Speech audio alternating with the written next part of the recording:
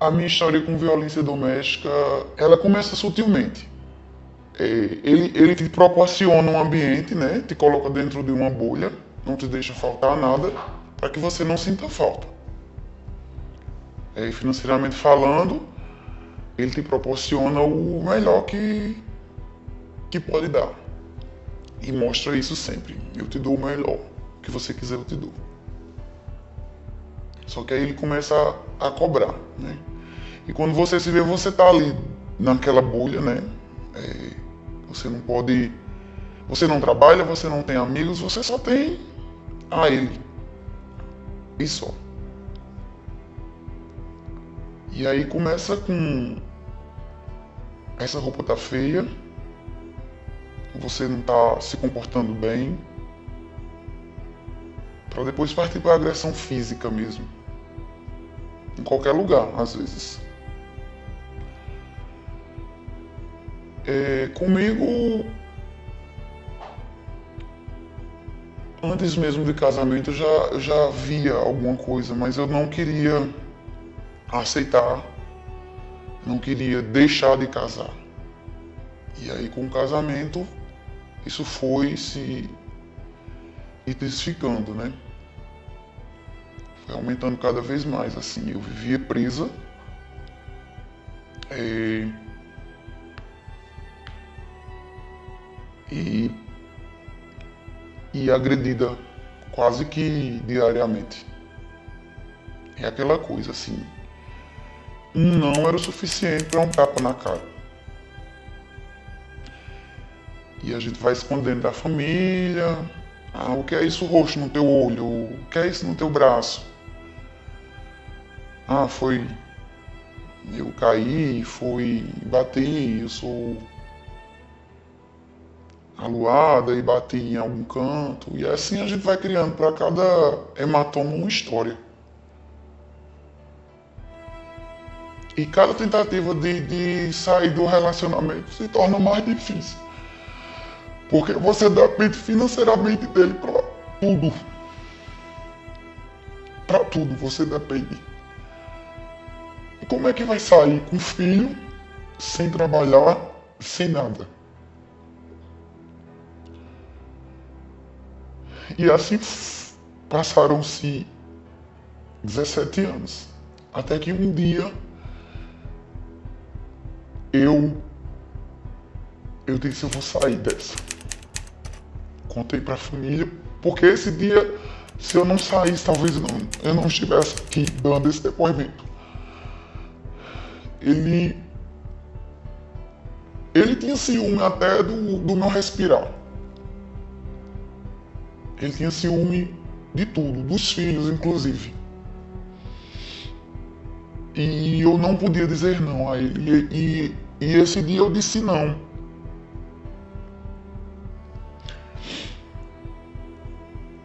Uma bobagem. E aí ele me agrediu feio, correu atrás de mim, eu saí correndo, ele saiu correndo atrás de mim, me agrediu feio mesmo, eu fiquei muito machucada, puxou meus cabelos, depois eu fui pentear meus cabelos, estava com um monte de cabelo na mão, e me jogou no meio da rua, com as minhas roupas. Eu toda rasgada, eu ainda estava de pijama e aí liguei pra minha irmã que foi me buscar, peguei meus filhos e fui embora. Prestei queixa, só que eu voltei. Porque ele me prometeu o céu, o mar e tudo o que nele existe. E eu voltei, caí na besteira de voltar. E aí fiquei com a família desacreditada, né? Com os amigos, que a gente acaba envolvendo todo mundo.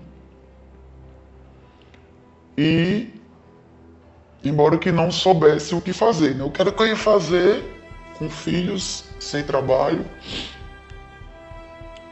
E aí isso pesou muito e eu voltei.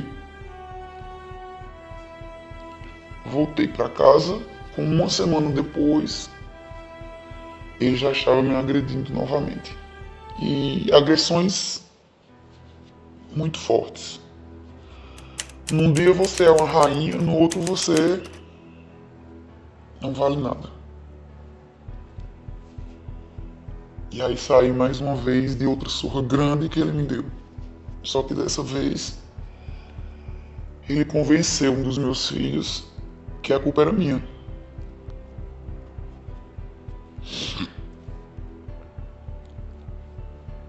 E esse período da saída tem 4 anos que isso tudo aconteceu. Os 2 primeiros anos eu não vivi, porque tudo que se possa imaginar ele fez para me destruir em todos os aspectos. Eu tentava me construir e ele me botava para baixo em tudo que vocês possam imaginar. Tudo. Aspecto financeiro, emocional, de trabalho, tudo ele me perseguia e tentava me destruir. Mas eu consegui, eu continuei tentando seguir a minha vida. E ele tentando me destruir e eu tentando me reerguer. E era essa luta diária, durante mais de 2 anos. Só que aí, como ele viu que ele não conseguiu me destruir, eu buscava forças, não sei onde, mas realmente eu estava decidida. Ele usava meus filhos, né? Me culpando, enfim. E um dos meus filhos, que eram pequenos na época, acreditou nele. E assim eu vivo. Vivo a vida com esperança, mas vivo pela metade. Eu não tenho como uma mãe viver inteira só com um filho. Busquei as leis.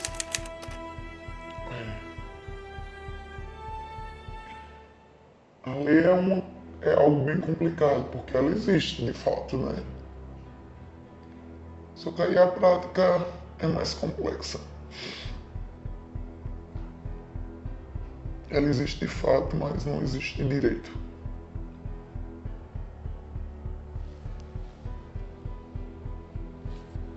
Mas assim, o conselho que eu deixo aqui, eu sei que não é fácil, mas é que você, mulher que sofre violência, lute por você. Porque se você não lutar por você, você vai morrer de todo jeito. Porque você vai morrendo cada dia mais. Você vai se matando cada dia mais. E a culpa é tão forte isso que você se sente culpado. A ideologia, o que eles colocam é tão forte que você acaba se culpando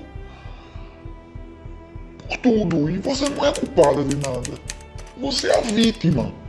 Você é a vítima. Você é a vítima. Você não tem culpa de nada. Você está sendo violentada. Você está sendo destruída cada dia. Então você realmente precisa ser forte, se amar e buscar se libertar desse mundo. Ter coragem para lutar. Porque para viver é preciso ter coragem.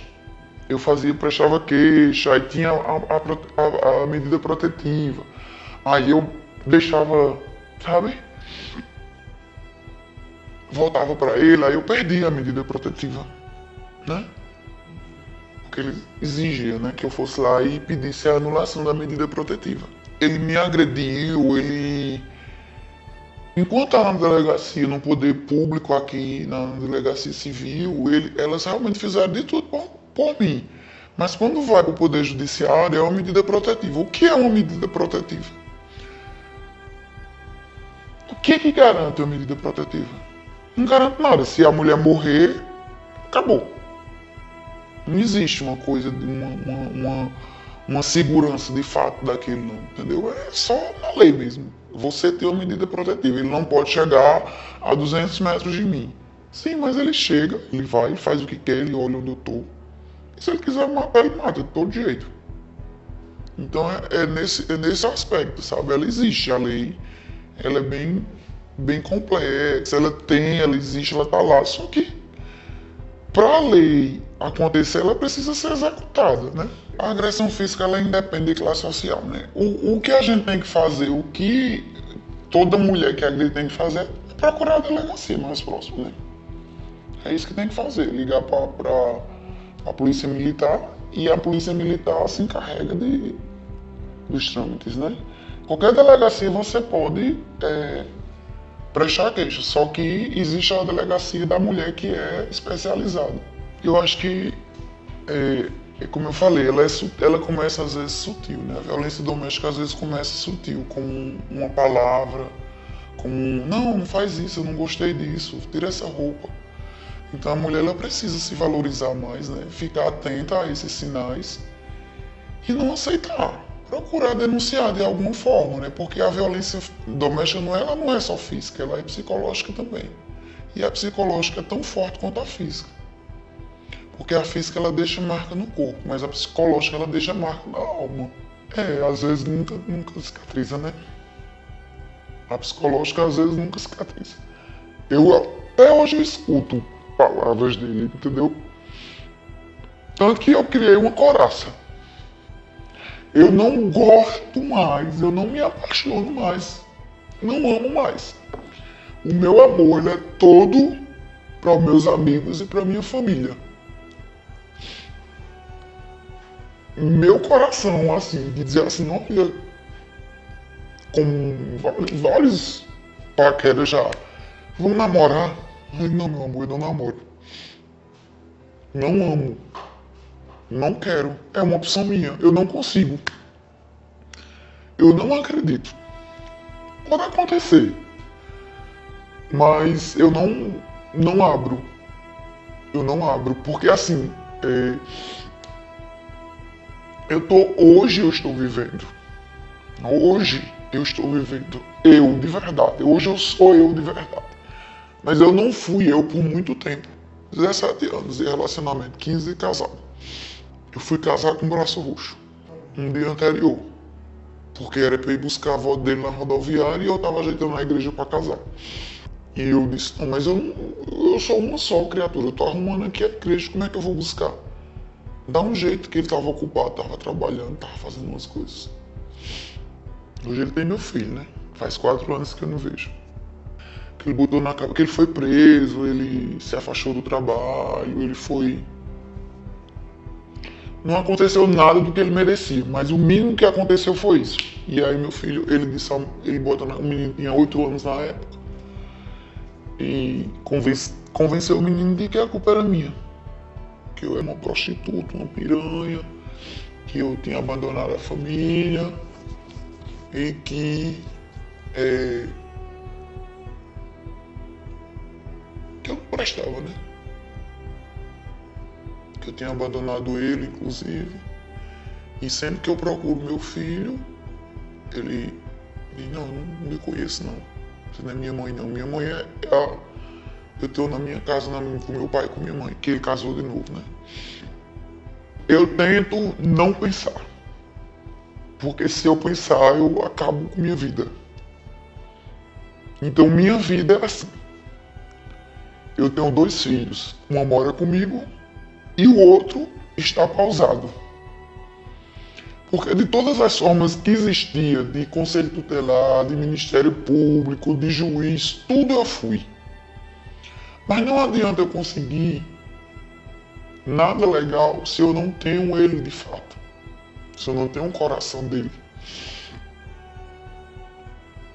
E eu nunca vou ter esse, porque o pai dele, todos os dias, ao acordar, ele diz, tua mãe te abandonou. Tua mãe é uma vagabunda. Ela te abandonou, ela deixou nossa casa. Entendeu? Então assim, e outra, eu tenho uma filha. A minha filha tá comigo. Ele não fala com minha filha, nem o irmão fala com a irmã. Minha filha procurou, eu sempre dei muita força para ela falar com o irmão, com o pai. Mas ele, quando ele se aproxima, ele sempre traz alguma coisa ruim para ela, que a última dele foi, bloqueou tudo e ela sofreu. Então, cada vez, acho que umas 2 vezes que ela procurou, que tentou se aproximar, ele dilacerou o coração da menina. São 3 anos e meio de diferença. O meu ex-marido já é um reflexo do pai dele, que vivia, que a mãe apanhava todo dia. Era infiel, a mãe descobria, ia lá, brigava e chegava em casa e dava uma surra na mulher. E assim foi, durante todos os anos, isso, palavras dele próprio. E a gente vai tentando, né? Não, ele vai mudar, ele vai mudar, ele vai mudar, ele vai mudar. E não muda não. Não muda porque é muito forte, né? Eu desejo sinceramente que meu filho seja uma mudança de estudo, né? Que não reproduza, mas assim, é bem complicado disso acontecer, né? Mas assim, eu tento não imaginar e não pensar em nada, porque se eu pensar nele, se eu imaginar todas as vezes, por exemplo, eu sonho com ele. Outro dia eu sonhei ele me cheirando como ele fazia. Então eu acordo tão mal, porque eu sei que ele não tá ali. Eu sei que ele não é mais aquela criança que me procurava, que só dormia se fosse comigo, e quando o pai brigava, se escondia atrás de mim para não mostrar as marcas do rosto, porque o pai iria brigar com ele. Ele era branquinho, mas ele ficava todo manchadinho. Aí ele perguntava, mãe, já saíram as manchas? Eu, não, fico mais um pouquinho. Ele não é mais aquela criança. Eles já passaram-se mais de 5 anos, né? As agressões, a maioria era na frente deles. Uma das últimas, né? Que foi quando eu finalmente saí de vez. Ele me enforcou. Eu apaguei. E meu filho e minha filha relatou depois que eu me apaguei por uns instantes, né? Depois eu fui voltando, que meu filho, que tinha 8 anos na época, pedia por tudo para ele não me matar. A ferida dela tá lá, né? A agressão psicológica ela é muito forte, mas eu luto por mim. Todos os dias, quando eu acordo, eu ligo mais um dia e eu luto por mim. Hoje eu vivo a minha verdade, assim, eu vivo de verdade. Eu sou eu.